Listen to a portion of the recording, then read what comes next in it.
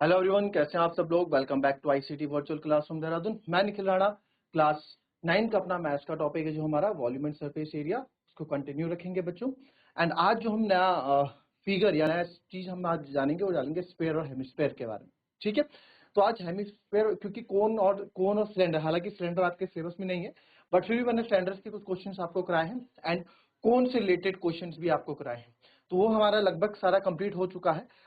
अब स्पेयर और हेमिस्फीयर पे बात करते हैं और लास्ट जब इस चैप्टर को वाइंड अप करेंगे तब मिक्स क्वेश्चंस लेके मैं आपके पास आऊंगा और मेंस्ट्रुएशन को हम कंप्लीट कर देंगे। तो चलिए अपनी क्लास शुरू करेंगे एंड शुरू करने से पहले हमेशा की तरह थॉट ऑफ द डे लेके चलते हैं। तो आज का थॉट ऑफ द डे है बच्चों, if you are not willing to learn no one can help you and if you are willing and if you are determined to learn no one can stop you। जी हाँ, अगर आपके अंदर कोई चीज सीखने की चाह नहीं है तो आपको चाह के भी कोई कुछ नहीं सिखा सकता। चाहे वर्ल्ड का बेस्ट कोच आ जाए, वर्ल्ड का बेस्ट टीचर आ जाए, आपको नहीं सिखा सकते। आपके अंदर चाह ही नहीं, कुछ करने की आपके अंदर लगन नहीं है तो आपको चाह के भी कोई कुछ नहीं सिखा सकता। बट वहीं अगर आप अब चीजों को लेके डिटरमाइंड, आपने ठाना हुआ है कि नहीं मुझे ये चीज करनी है एनी हाउ, तो आपको चाह के कोई रोक भी नहीं सकता। रोकने का मतलब ये नहीं कि हाथ पकड़ के आपको रोकेगा, आपको कहने का होता है कि जो बहाने या फिर जो चीजें हम लैक कर जाते हैं वो चीजें नहीं होंगी। आप किसी चीज को लेके अगर डिटरमाइंड है, जैसे आप इसको भी छोटे गोल्स पे लेके देखो। अब सोचो यार कि ये 2 चैप्टर है, ये मुझे कंप्लीट करना है, या फिर ये कुछ चैप्टर से 2 दिन में कंप्लीट करने हैं, तो आप अपना एक गोल लेके चलो। छोटे गोल्स हैं अभी ये, तो जब छोटे छोटे गोल्स पूरे करेंगे तभी हम बड़े गोल्स के प्रति सीरियस हो पाएंगे और उसके प्रति आप आदत में ला पाओगे, है ना। तो ये छोटे छोटे स्टेप से आपका होता है, ऐसे नहीं एकदम आप सीधे टॉप मंजिल में पहुंच जाओगे। स्टेप बाय स्टेप हम चीजों को गेन करते हैं, स्टेप बाय स्टेप चीजों को हम अचीव करते हैं। ठीक है, तो चलिए फिलहाल ये फिगर्स हैं, तो फिलहाल अभी बात करता हूं मैं स्फीयर और हेमिस्फीयर के बारे में। ज्यादा इसमें कुछ है नहीं स्फीयर और हेमिस्फीयर में, तो सीधे फिगर पे आते हैं।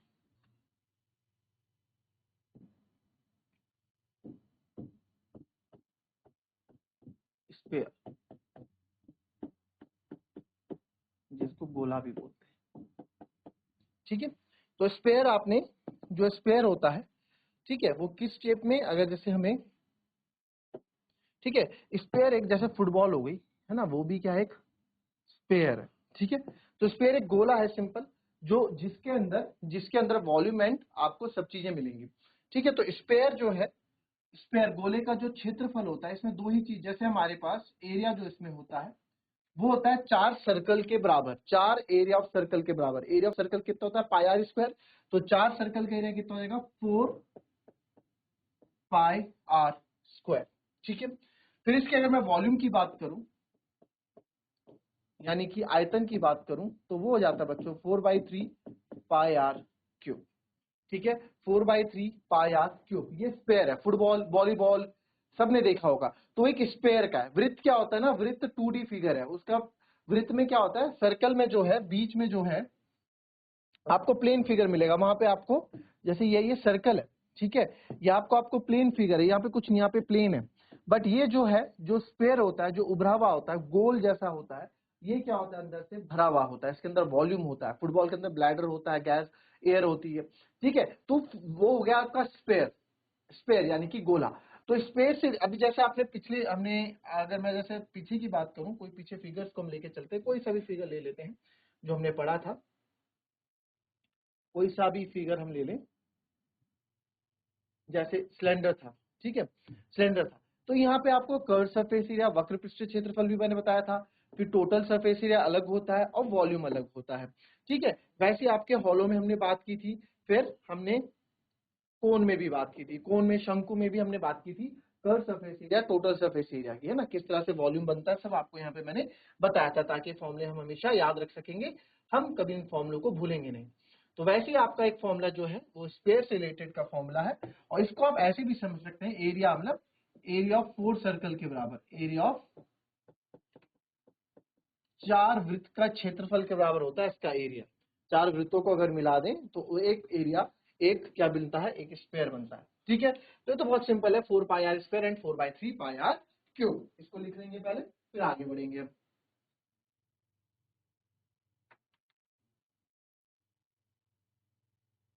चलिए अब देखेंगे हेमिस्फेयर।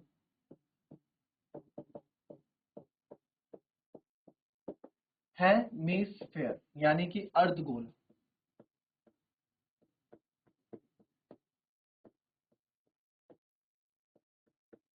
ठीक है, हेमिस्फेयर में आप देखेंगे जैसा कि ये स्पेयर है बच्चों, ठीक है, ये स्पेयर मेरे पास है, तो अगर इसको जो है, ठीक है, इसको बीच से मैं काट दूं यहां से, ठीक है, यहां से हम इसको कट कर दें, बीच से हम कट कर दें, तो हमारे पास क्या मिलेगा, एक हेमिस्फेयर मिलेगा।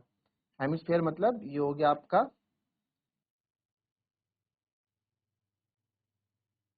कुछ इस प्रकार से, बीच से अगर इसको काट दिया जाएगा तो इस प्रकार से आपको चीजें मिलेंगी। करेक्ट। तो अब आप हेमिस्फीयर, अब हेमिस्फीयर में आपको चीजें दिखने को मिलेंगी, यहाँ पे दिखने को मिलेंगी, मतलब अब आपको यहाँ पे 3 सरफेसेस यहाँ देखने को मिलने वाले हेमिस्फीयर के। तो सबसे पहले हेमिस्फीयर के अंदर कर्व सरफेस एरिया की बात हम करते हैं।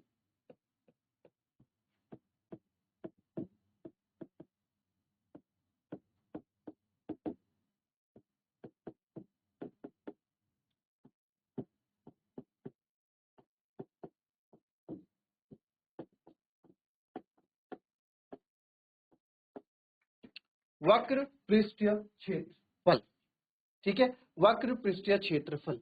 तो इसमें जो है, इसमें आप देखेंगे, ठीक है, इसमें आप देखेंगे कि वक्र पृष्ठीय क्षेत्रफल के अंदर क्या है जी, वक्र पृष्ठीय क्षेत्रफल के अंदर, अब वक्र पृष्ठ यानी कर्व वाला पार्ट, हमेशा यानी ये वाला पार्ट, सर ये पूरा जो है भाई, ये कर्व सरफेस एरिया की बात मैं कर रहा हूं, ठीक है, और टोटल सरफेस एरिया की बात हम करेंगे। तो पहले कर्व की बात कर रहे हैं। कर्व मतलब हमने इसको बीच से काट दिया, तो कर्व वाला पार्ट, ये पूरा कितना था, ये पूरा सर 4 पाई आर स्क्वायर था, इसको बीच से आधा आधा कर दिया तो 2 पाई ये हो गया, 2 पाई ये हो गया।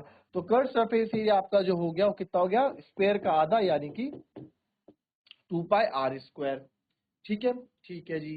अब बात करते हैं टोटल सरफेस एरिया की।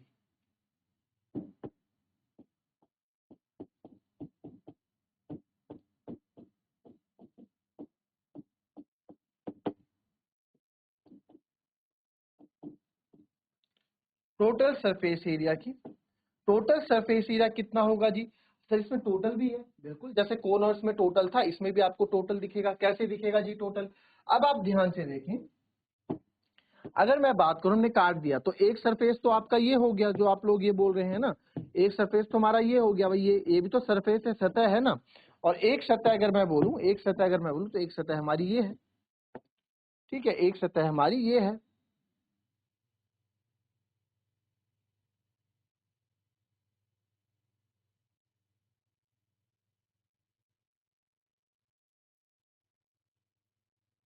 ठीक है, एक सतह हमारी ये है।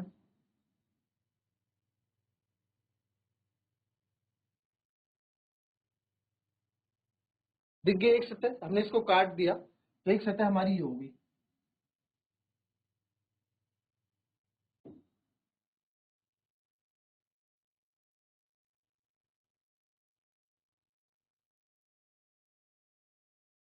ठीक है, तो ये क्या है, ये जो आपका बन रहा है, ये जो हमारा बन रहा है, ये क्या है, एक सर्कल है, ठीक है, ये एक सर्कल है। तो 2 पाई आर स्क्वायर तो आपका ये हो गया 2 पाई। तो टोटल सरफेस एरिया किस किस से मिलके बन रहा है, सर टोटल सरफेस एरिया आपका बन रहा है कर्व सरफेस एरिया, यानी इस एरिया प्लस ये वाला area, plus area of base बोल दो आप इसको, आधार का क्षेत्रफल। तो कर्व सरफेस एरिया था सर 2 पाई आर स्क्वायर, और प्लस एरिया ऑफ सर्कल होता है पाई आर स्क्वायर, तो ये हो गया 3 पाई आर स्क्वायर। तो इसका टोटल सरफेस एरिया कितना हो गया, 3 पाई आर स्क्वायर हो गया, इसका 3 पाई आर स्क्वायर हो गया। ठीक है जी, ये बात भी हम समझते हैं। ठीक है, अब बात करते हैं, टोटल सरफेस एरिया हो गया। चलिए अब इसके वॉल्यूम की बात कर लेते हैं, आयतन इसके अंदर चीजें कितनी आ सकती हैं। तो इसके वॉल्यूम की अगर मैं बात करूं, तो इसका वॉल्यूम यहां लिख देते हैं। अब ये क्या है, ये स्पेयर का आधा है ना, ये किसका आधा है, ये स्पेयर का आधा है। स्पेयर को बीच से पूरे बॉल में 50 ट्रॉफियां आती थी अंदर, बीच से मैं बॉल को काट दूंगा तो एक पे 25 ट्रॉफी आएगी, ऊपर वाले पे 25 ट्रॉफी, यानी क्या हो गया, वॉल्यूम आधा हो गया पूरा। तो ये क्या हो जाएगा, उसका कितना था, इसका कितना था, 4/3 पाई आर क्यूब था, तो इसका आधा हो जाएगा 2/3 पाई आर क्यूब। ठीक है, 2/3 पाई आर क्यूब। क्लियर? कॉपी करेंगे इसको, फिर इस पे हम क्वेश्चंस करने वाले हैं।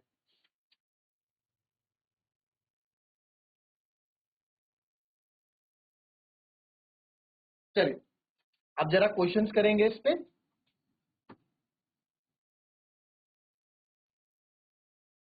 इजी इजी क्वेश्चन से स्टार्ट करेंगे, ठीक है। Find the radius, find the surface area of the sphere of diameter 14 centimetre.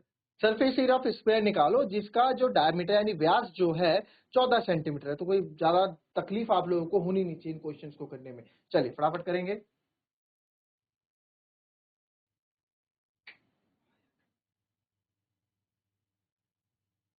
चलिए सरफेस एरिया ऑफ स्फीयर देखेंगे बच्चों। देखिए सरफेस, सबसे पहले फॉर्मूला देखिए, सरफेस एरिया ऑफ स्फीयर का फॉर्मूला क्या होता है हमारे पास। सरफेस एरिया ऑफ स्फीयर का होगा वो, क्योंकि देखो स्फीयर में दो ही फॉर्मूले हैं, सरफेस एरिया और वॉल्यूम, बस दो ही फॉर्मूले हैं स्फीयर में। हेमिस्फीयर में तीन फॉर्मूले, total surface area, curve surface area और वॉल्यूम, वहां तीन फॉर्मूले हैं जैसे कोन और सिलेंडर में हमारे पास है। इसमें दो ही हैं। तो सर इसके लिए रेडियस चाहिए होगा, जिसके लिए मेरे पास डायमीटर गिवन है कितना 14 सेंटीमीटर। तो सर रेडियस कितना हो जाएगा, रेडियस हो जाएगा बच्चों 7 सेंटीमीटर।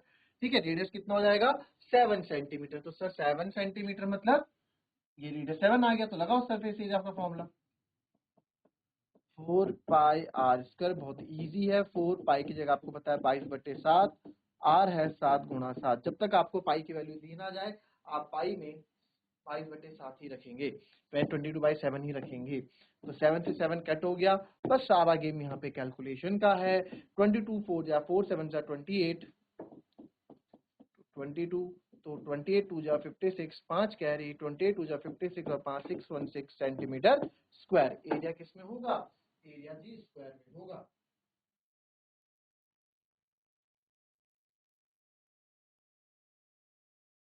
ठीक है, तो मेरे ख्याल से इसमें तो किसी को कोई परेशानी आई नहीं होगी। चलिए find the total surface area of the hemisphere of radius 10 centimetre. 10 centimetre त्रिज्या वाले एक अर्धगोले का कुल पृष्ठ क्षेत्रफल ज्ञात करें। तो फटाफट इसको कर डालेंगे जरा।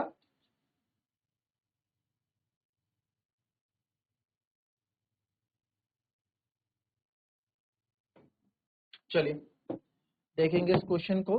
Find the total surface area of hemisphere जिसकी सर रेडियस 10 सेंटीमीटर दी गई है। अच्छा टोटल सरफेस एरिया, तो आपको ये टोटल मतलब उसमें सब आ रहा था कुल, यानी कर्व सरफेस एरिया भी आ रहा होगा और उसमें जो है आपका कर्व सरफेस एरिया भी आ रहा होगा। तो सर टोटल सरफेस एरिया हमेशा फॉर्मूला लिखेंगे आप, वो होगा सर 3 पाई r²। तो वेरी गुड, 3 × 22/7, रेडियस इज 10 × 10। तो हमें पास कुछ बचा नहीं करने के लिए, बहुत ही इजी। तो 22 3 66 इंटू 10 तो 66 थी, तो ये हो गया। आप चाहें तो इसको आगे कैलकुलेट कर सकते हो। कैसे करेंगे, मतलब आप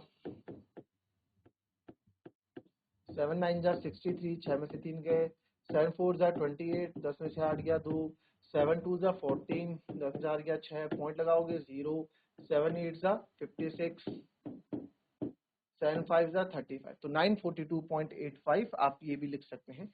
आप आंसर यहाँ भी छोड़ सकते हैं। क्लियर?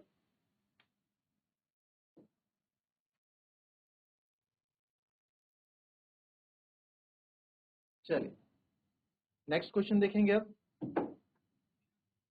चलिए क्वेश्चन है हमारे पास, the radius of a spherical balloon increases from 7 centimetre to 14 centimetre as air is being pumped into it. यानी कि एरिया ऑफ स्फेरिकल बैलून, यानी जो गुब्बारा वो भी तो स्फेरिकल होता है, उसके अंदर हवा होती है ना, सर्कल 2D है, यानी 2 डायमेंशन है सर्कल में। बट इसमें जो है आपके 3 डायमेंशनल फिगर होती है स्फीयर। 7 सेंटीमीटर से 14 सेंटीमीटर, जैसे उसके अंदर हम हवा डालते हैं और हवा भरते हैं या गैस भरते हैं तो और फूल जाता है, 7 सेंटीमीटर से 14 सेंटीमीटर हो जाता है। Find the ratio of surface area of the balloon in 2 cases. तो क्या बोल रहा है, जैसे जैसे हवा पंप की जाती है एक गोलाकार गुब्बारे की त्रिज्या 7 सेंटीमीटर से 14 सेंटीमीटर तक बढ़ जाती है। यहाँ में दोनों मामलों में गुब्बारों की सतह क्षेत्रों का अनुपात ज्ञात करें। ठीक है, तो आपको क्या करना है, find the ratio of surface area, इनके सरफेस एरिया का आपको क्या अनुपात रहेगा, दोनों का क्या अनुपात रहेगा, उनके सरफेस जो कुल क्षेत्रफल है उसका। चलिए जरा फटाफट करके बताएं मेरे को।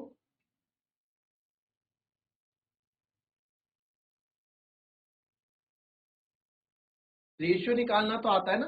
देखिए अनुपात निकालना बहुत इजी है, दोनों का आंसर निकाल दो, उनको भाग दे दो, वो उनका रेशियो का अनुपात क्लास 8 में हमने पढ़ाया। जरा फटाफट करेंगे फिर मैं बताता हूँ आपको ये।